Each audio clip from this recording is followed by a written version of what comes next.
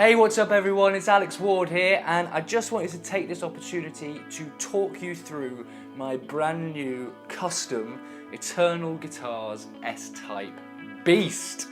So this is a little bit of a ninja guitar, okay? It looks like an S-Type, but there's an awful lot going on underneath the hood here, so we'll get onto that in a minute. But first off, I just wanted to go through a little bit of the backstory as to why I wanted this piece of art. My number one guitar for pretty much all my life has been my Gibson Les Paul, and it's the guitar that always felt like home to me when I was playing it.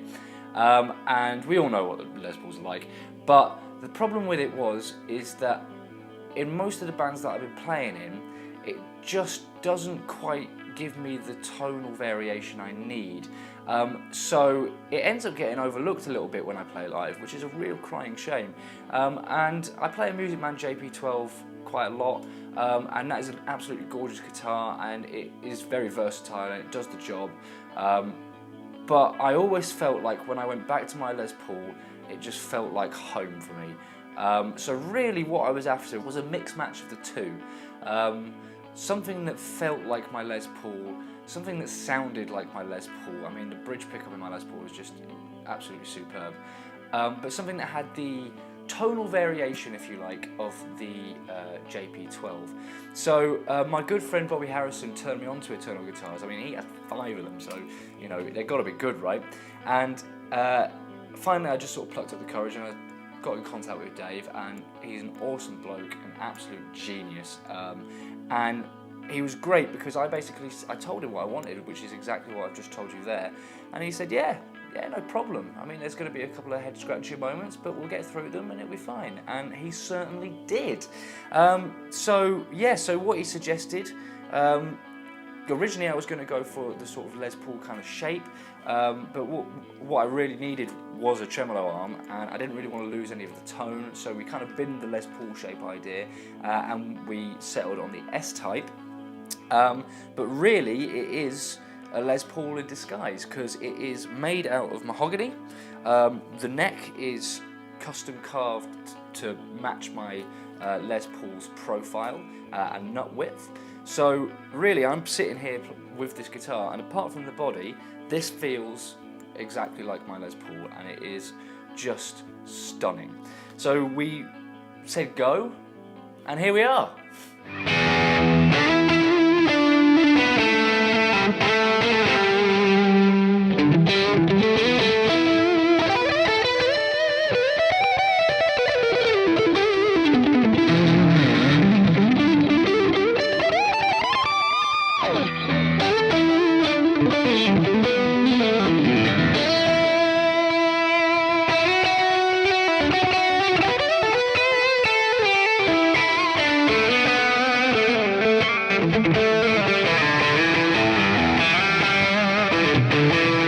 So if we start off just by looking at the body, we've got a 2-piece mahogany body.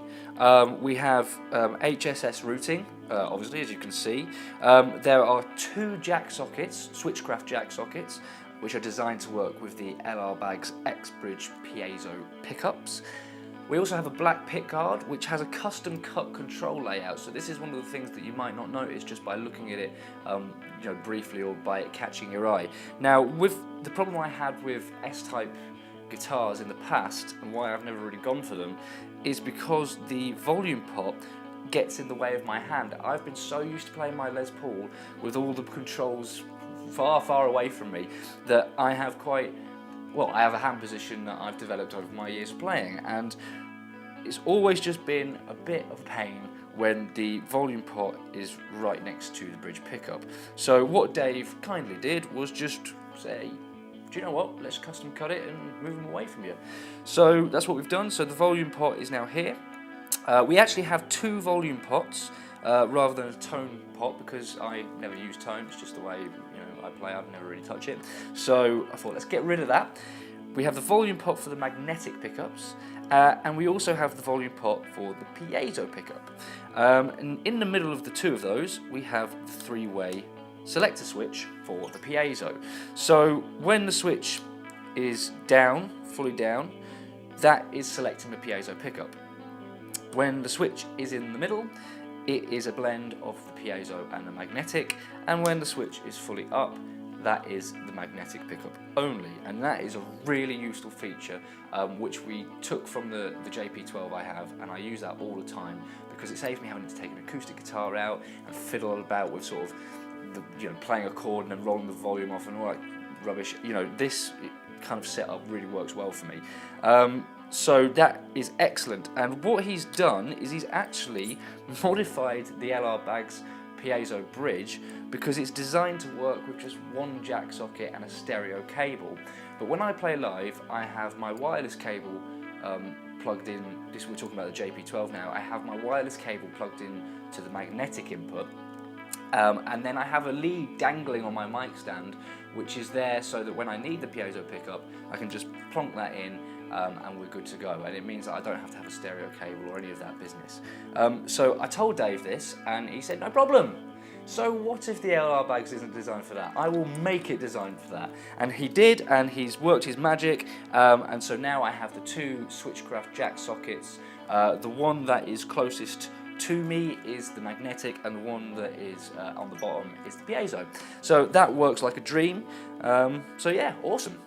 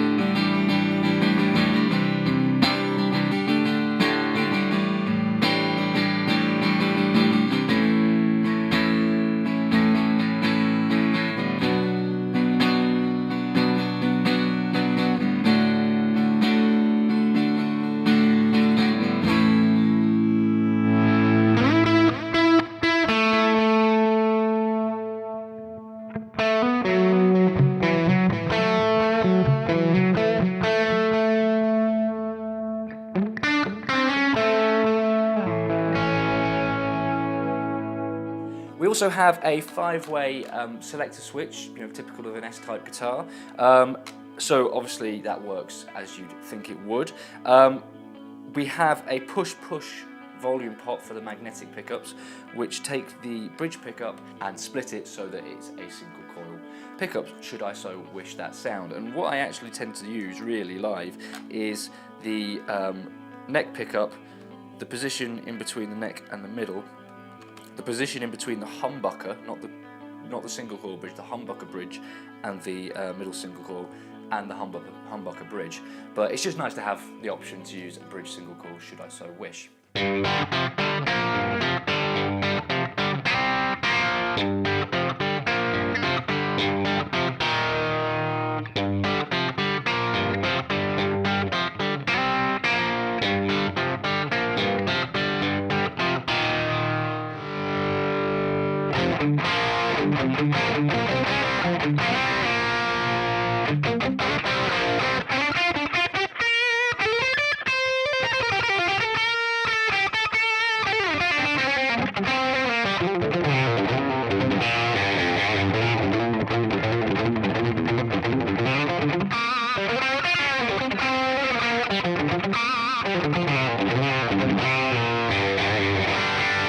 Talking about the pickups a little bit more, these are of course hot rod pickups, hand wound by Dave at Eternal Guitars and Hot Rod Pickups.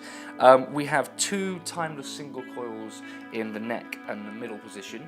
Now on my Les Paul, well, originally I was kind of going to go for two humbuckers, but what I really wanted and what I thought I was missing or lacking in my live performances was the ability to have a single coil neck pickup and the position in between the middle and the neck. I never really used my neck humbucker live, and whilst I love that humbucker and the way it sounds, it just is a bit redundant for me in the gigs I do. So we decided, let's just stick some single coils in there so that I can get those sounds that I thought I was lacking. So we've got the timeless single coils there, which sound absolutely phenomenal, really glassy, cleans, they're just beautiful.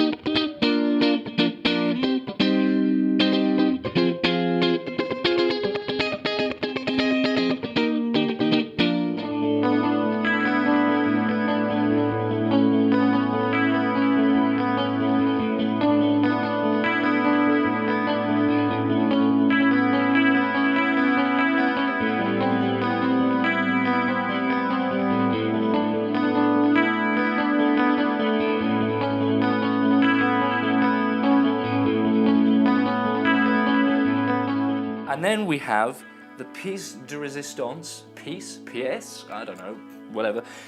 It is the hand-wound PAF that Dave has wound bespoke to my needs. And what he's done is he's taken the Les Paul, took that pickup, spec'd it out, and he's basically matched my Les Paul pickup, which I love dearly.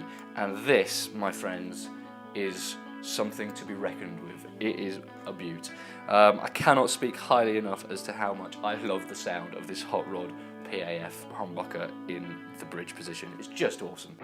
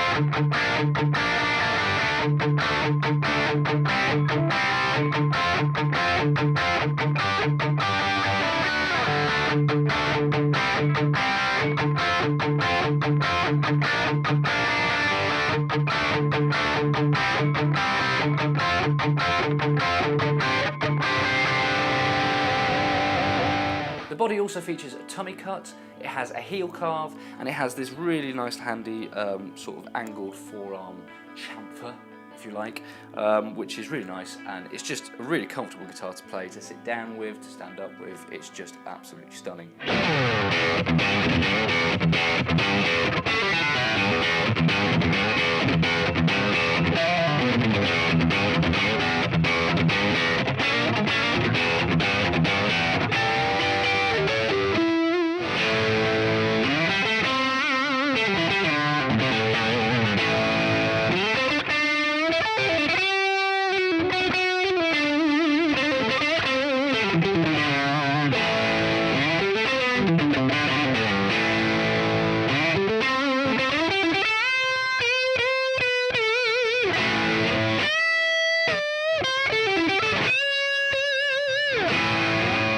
One of the other things about my JP12 which I liked, which my Les Paul was lacking, was the tremolo.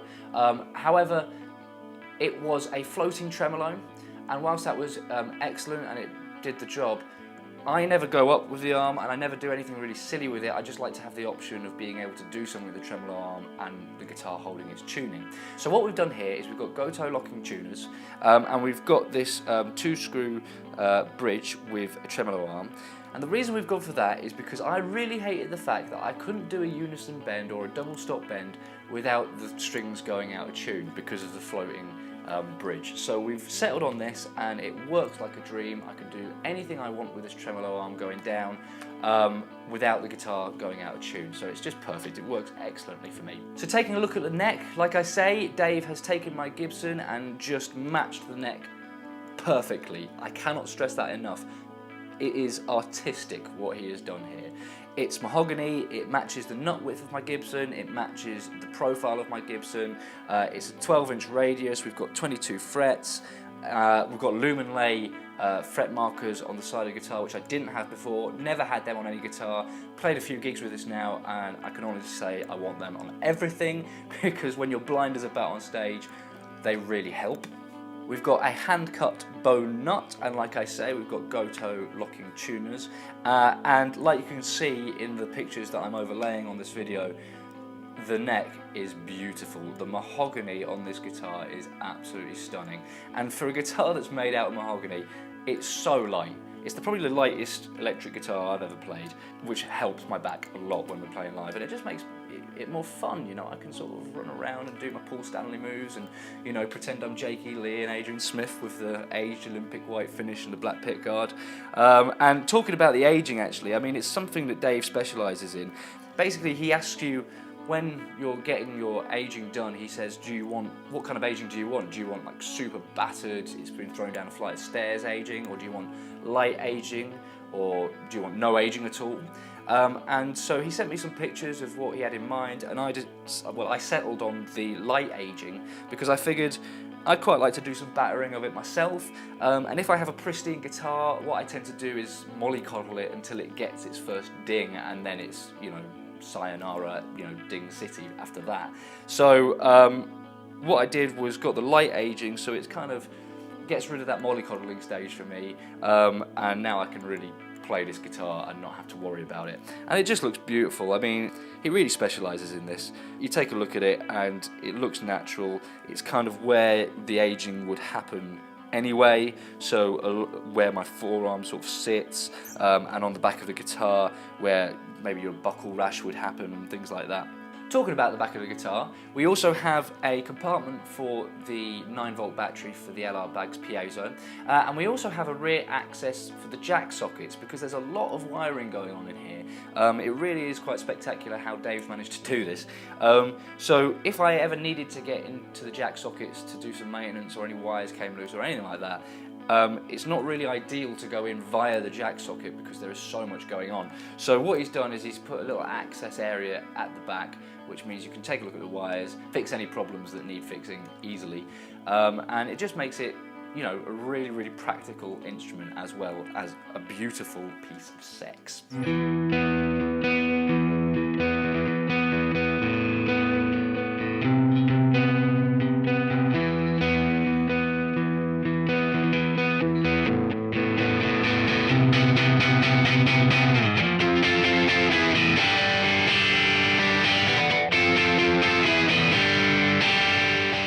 So yeah, I think that's about everything with this guitar. Like I say, there's a lot going on here, and Dave and the guys at Eternal Guitars have really just sort of done this without any problems and created quite a complex instrument with ease. It sounds great, it plays great, it looks great, it fits me perfectly. I have never bought a new guitar and then gigged it immediately that day. I've always had to sort of get used to it a little bit, but this I certainly did. I went out, played a gig, and it was fantastic.